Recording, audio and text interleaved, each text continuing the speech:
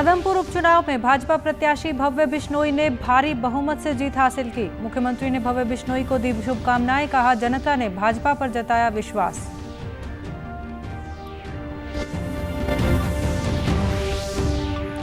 राज्यपाल बंडारू दत्तात्रेय ने भिवानी में आयोजित कार्यक्रम में की शिरकत, कहा प्रदेश सरकार योग के प्रचार प्रसार के लिए लगातार प्रयासरत, लोगों से किया योग को अपनाने का आह्वान।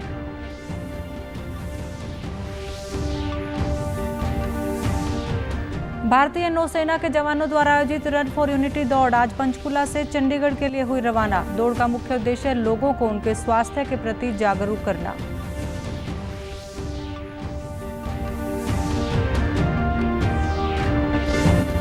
और गुरुग्राम के चिंटल पैराडिसो में हुए हादसे की जांच में आईआईटी दिल्ली की टीम ने पाई ढांचागत खामियां। जांच एजेंसी ने डी टावर को गिराने की प्रक्रिया शुरू करने की सिफारिश की।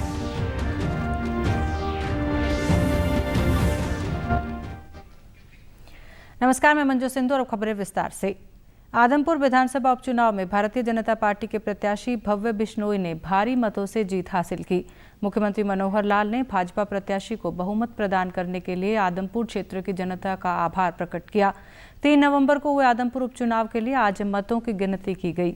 मतगणना के पश्चात भाजपा प्रत्याशी भव्य बिश्नोई पहले स्थान पर, कांग्रेस के जयप्रकाश दूसरे स्थान पर और इनेलो के प्रत्याशी कुरडा राम तीसरे स्थान पर रहे। भव्य बिश्नोई ने कांग्रेस के प्रत्याशी को 15,000 से अधिक मतों से शिकस्त दी। भव्य बिश्नोई ने आदमपुर वासियों को उन्हें विजयी बनाने के लिए धन्यवाद किया। उन्होंने कहा कि वे आदमपुर क्षेत्र में अधिक से अधिक विकास कार्य करवाने का प्रयास करेंगे।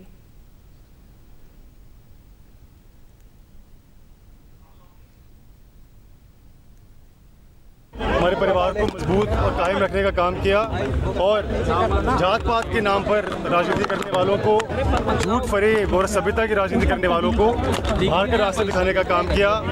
ये जीत उन सभी कार्यकर्ताओं और नेताओं की है जिन्होंने दिन रात एक करके इस चुनाव में काम किया। ये जीत चौधरी भजनाल परिवार और आदमपुर के 54 साल के विश्वास की है और ये जीत श्री नरेंद्र मोदी जी और श्री मनोहर लाल जी के नेतृत्व की। मनोहर लाल जी के नेतृत्व में मैं आदमपुर का कायाकल्प करने को प्राथमिकता दूंगा। हार जीत पर प्रश्न कभी नहीं था, लड़ाई हमारी मार्जिन की थी और जैसे आपने देखा अच्छे मतों से हमें जीत हासिल हुई। कांग्रेस नेता जयप्रकाश दूसरे स्थान पर रहे। उन्होंने कहा कि आदमपुर उपचुनाव से मिली हार से कांग्रेस पार्टी निराश नहीं है और वे भविष्य में फिर से आदमपुर हलके से ही विधानसभा चुनाव लड़ेंगे। ऐसी उम्मीद नहीं थी, लेकिन उम्मीद तो जो लोगों ने निर्णय लिया वो स्वीकार है। आदमपुर में रहूंगा, 2024 का चुनाव आदमपुर से ही लड़ूंगा। कलाची मेरा बेटा लड़ेगा। 2024 में हरियाणा में कांग्रेस सरकार बनाएगी। इस नतीजों ने यह सिद्ध कर दिया है कि हरियाणा प्रदेश से इंडियन नेशनल लोकदल और आप पार्टी का सफाया हो गया। आम आदमी पार्टी के प्रत्याशी सत्येंद्र सिंह ने कहा कि जनता का फैसला हमें मंजूर है और वे हमेशा आदमपुर की जनता की सेवा करने का प्रयास करेंगे। मतदाताओं ने जो फैसला किया लोकतंत्र में वो सरमाथे पर, परंतु जिस विषय को लेकर, जिस उद्देश्य को लेकर आम आदमी पार्टी चली थी, शिक्षा को, स्वास्थ्य को, मूलभूत सुविधाओं को, लगता है भारतीय जनता पार्टी और कांग्रेस ने उनकी बजाय ध्रुवीकरण की राजनीति को, धर्म और जाति की राजनीति को कहीं ना कहीं उसके ऊपर चुनाव करवाने में सक्षम हो पाए। मुख्यमंत्री मनोहर लाल ने आज करनाल विश्राम गृह में भाजपा के आदमपुर उपचुनाव में जीत की खुशी मनाते हुए भव्य बिश्नोई को आदमपुर उपचुनाव जीतने पर बधाई दी। उन्होंने कहा कि विधानसभा में अब भाजपा की सदस्य संख्या बढ़कर 41 हो गई है और भव्य बिश्नोई हरियाणा विधानसभा के सबसे युवा सदस्य बनेंगे। मुख्यमंत्री ने कहा कि प्रदेश सरकार ने राज्य में एक समान विकास कराया है और इसी का परिणाम है कि प्रदेश की जनता हर बार भाजपा पर भरोसा जताती है। उन्होंने कहा कि आदमपुर में प्रदेश सरकार द्वारा पिछले 8 सालों में 600 करोड़ से अधिक के विकास कार्य करवाए गए हैं और आने वाले 2 वर्षों में बाकी बचे हुए विकास कार्य भी करवाए जाएंगे। उपचुनाव में भारतीय जनता पार्टी के हमारे कैंडिडेट भव्य बिश्नोई बहुत ही भव्य जीत हुई है। इसके लिए आदमपुर की जनता को मैं बहुत बहुत बधाई देता हूं, उनका धन्यवाद भी करता हूं। उसका यंगेस्ट मेंबर हो गया है। अभी तक तो दुष्यंत चौटाला वो यंगेस्ट मेंबर इस नाते से थे, अब भव्य बिश्नोई जो है यंगेस्ट मेंबर हो गए हैं। एक समान विकास पूरे प्रदेश में हम करवाते हैं, फिर भी जो विधायक होते हैं उनकी अपनी कितनी मेहनत है और कितना वो आगे बढ़ कर के विकास के काम अपने क्षेत्र में करवा लेते हैं, उन पर भी निर्भर होता है।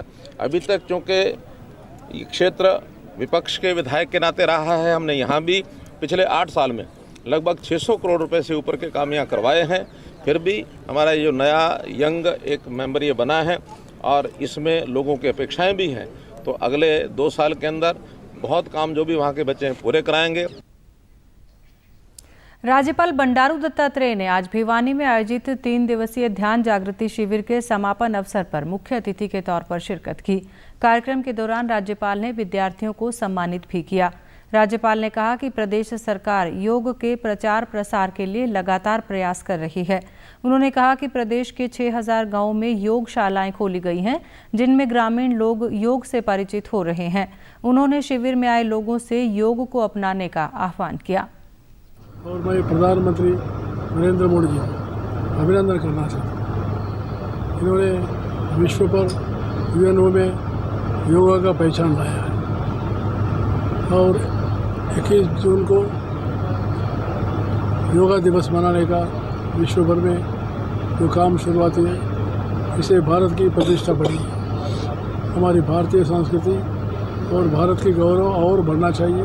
योग साधना के अभ्यासन के लिए स्कूलों में भी प्रोत्साहित कर रहे हैं। जितना स्कूलों में कॉलेजों में प्रोत्साहित करेंगे, इससे नशा, भ्रष्टाचार जैसे कुरीतियाँ हैं, ये कुरीतियाँ दूर हो जाएंगी। योगाचार्य ने कहा कि लोगों को योग व ध्यान के विषय में जागरूक करने के उद्देश्य से इस शिविर का आयोजन किया गया है और भविष्य में भी ऐसे शिविर लगाए जाते रहेंगे।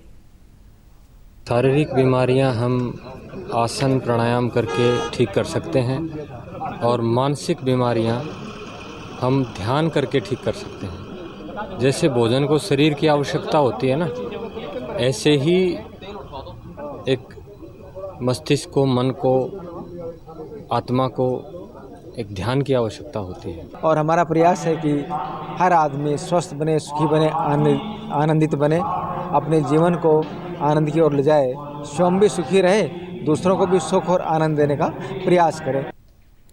शिविर में आए विद्यार्थियों ने कहा कि योग व्यक्ति को आत्मिक रूप से मजबूती प्रदान करता है और ध्यान केंद्रित करने की क्षमता भी बढ़ाता है। इसलिए विद्यार्थियों को योग अवश्य अपनाना चाहिए।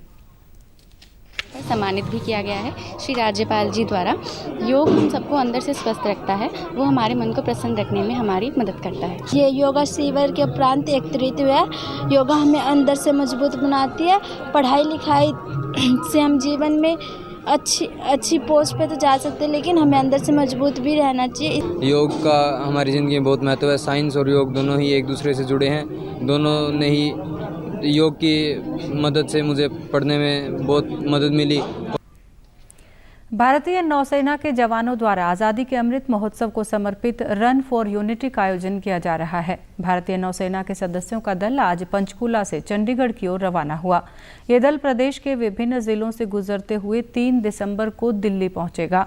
इस दल के प्रतिनिधि लेफ्टिनेंट कर्नल देवदत्त शर्मा ने बताया कि इस यात्रा के दौरान वे विभिन्न स्कूलों में जाकर विद्यार्थियों को भारतीय सेना के बारे में जागरूक करते हैं और उन्हें सेना में भर्ती होने के लिए भी प्रेरित करते हैं। उन्होंने बताया कि इस दौड़ का मुख्य उद्देश्य लोगों को उनके स्वास्थ्य के प्रति जागरूक करना है। हमने जो यात्रा है वो पूरी कर चुकी है और हर रोज़ हम 43 से 45 किलोमीटर्स की हम जो दूरी तय करते हैं। इस जो रन का हमारा जो मुख्य उद्देश्य है, पूरा हिंदुस्तान आज़ादी का अमृत महोत्सव बना रहा है। रन कंप्लीट करके हम हर रोज़ 5 से 6 घंटे रनिंग करते हैं। उसके बाद हम स्कूलों में जाते हैं, कॉलेजों में जाते हैं, वहाँ पर बच्चों से इंटरेक्ट करते हैं, उनको मोटिवेट करते हैं। और जो आज के टाइम पे लोगों ने अपनी हेल्थ पर ध्यान देना बिल्कुल बंद कर दिया है, तो हमारा मेन मकसद यही है कि लोग कम से कम अपने जो बिजी शेड्यूल है उससे कम आधा से 1 घंटा निकालें। नौसेना दल के सदस्यों ने बताया कि इस यात्रा को लोगों का भरपूर सहयोग और साथ मिला है और विभिन्न जिलों से गुजरने पर जिलावासियों ने उनका भव्य स्वागत किया है। अभी तक का सपोर्ट जो है हमारे को डिस्ट्रिक्ट एडमिनिस्ट्रेशन से बहुत ही अच्छा मिला है और अभी तक के रन में हमारा जो भी मौसम का अनुभव है वो भी बहुत अच्छा है। हम हमारा रन फिनिश करने के बाद डेली स्कूल्स, कॉलेजेस, यूनिवर्सिटीज़ में जाते हैं, वहाँ पे बच्चों को मोटिवेट करते हैं।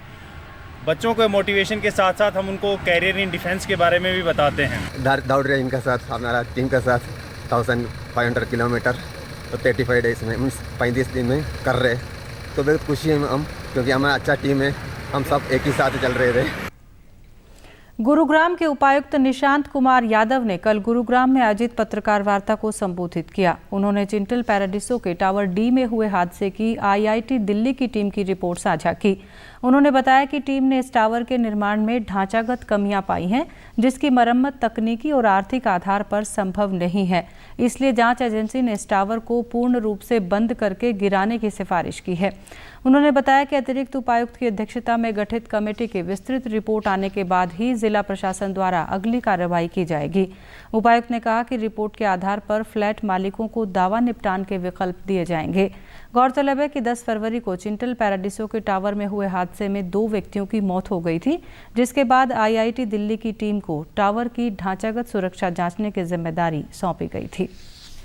मुख्यमंत्री मनोहर लाल ने कल रोहतक में आयोजित एक कार्यक्रम के बाद पत्रकारों से बातचीत करते हुए कहा कि पश्चिमी हवाओं के प्रभावों के कारण वायु प्रदूषण में कमी आई है। उन्होंने बताया कि मौसम विभाग के अनुसार अगले 6 दिनों तक मौसम की यही स्थिति बनी रहेगी और वायु प्रदूषण में और भी गिरावट आएगी। मुख्यमंत्री ने कहा कि प्रदेश सरकार द्वारा किसानों को निरंतर जागरूक किया गया है और इस बार हरियाणा में पराली जलाने के कम मामले सामने आए हैं। उन्होंने कहा कि प्रदूषण को नियंत्रित करने के लिए व्यापक कदम उठाए जा रहे हैं और अब बिजली से चलने वाले वाहन भी उपलब्ध हैं। मुख्यमंत्री ने कहा कि प्रदूषण को लेकर उठाए जा रहे कदमों का प्रभाव समय के साथ देखने को मिलेगा। प्रदेश के किसान जैविक खेती को अपनाकर अपनी आय में वृद्धि कर रहे हैं। जींद जिले के गांव राधाना के प्रगतिशील किसान दलबीर चहल जैविक खेती कर स्वयं और अन्य लोगों को भी रोजगार मुहैया करवा रहे हैं। उन्होंने जैविक विधि से अपने खेत में 4 एकड़ में अमरूद का बाग लगाया और बाकी क्षेत्र में अन्य फसलें लगाई हैं।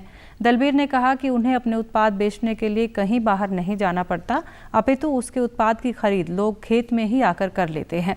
उन्होंने कहा कि सभी किसानों को जैविक खेती को अपनाना चाहिए और अपने खेत में रसायनों का उपयोग नहीं करना चाहिए।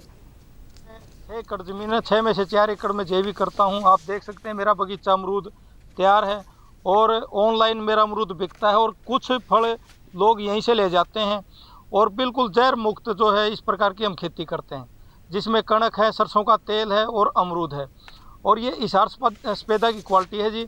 और मैंने प्रेरणा इसलिए मिली क्योंकि मैं काफ़ी समय से चाहता था कि कुछ ऐसा अलग से काम करूं जो लोग देखें और मैं एक अलग से अपनी राय को चुनूं। शुद्ध खाएंगे, स्वस्थ रहेंगे और पहले जो लोग थे स्वस्थ रहा करते, देसी चीज़ खाया करते जिसमें रासायनिक कम डाला करते। वहीं किसानों ने बताया कि वे भी दलबीर जैसे प्रगतिशील किसानों से प्रेरित होकर जैविक खेती अपनाकर अपनी आमदनी में बढ़ोतरी कर रहे हैं। इसका यहाँ से बेचता है, इसमें अच्छी आमदनी है और इसका प्रोडक्ट खेत से ही जाता है सारा, मतलब पूरा नहीं हो पाता इसका, मतलब ग्राहक इसके पास इतने हैं कि ताकि वो ज़्यादा से ज़्यादा इसके पास आएँ और प्रोडक्ट इसका कम रह जाता है। इनसे प्रेरणा मिली कि हम भी अपना रोजगार अपने परिवार को दें और पौधे लगाएं। अंत में इस बुलेटिन के मुख्य समाचार एक बार फिर। आदमपुर उपचुनाव में भाजपा प्रत्याशी भव्य बिश्नोई ने भारी बहुमत से जीत हासिल की। मुख्यमंत्री ने भव्य बिश्नोई को दी शुभकामनाएं, कहा जनता ने भाजपा पर जताया विश्वास।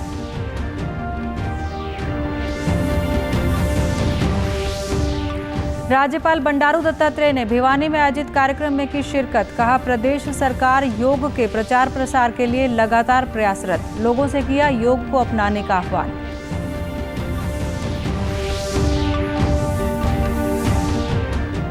भारतीय नौसेना के जवानों द्वारा आयोजित रन फॉर यूनिटी दौड़ आज पंचकुला से चंडीगढ़ के लिए हुई रवाना। दौड़ का मुख्य उद्देश्य लोगों को उनके स्वास्थ्य के प्रति जागरूक करना।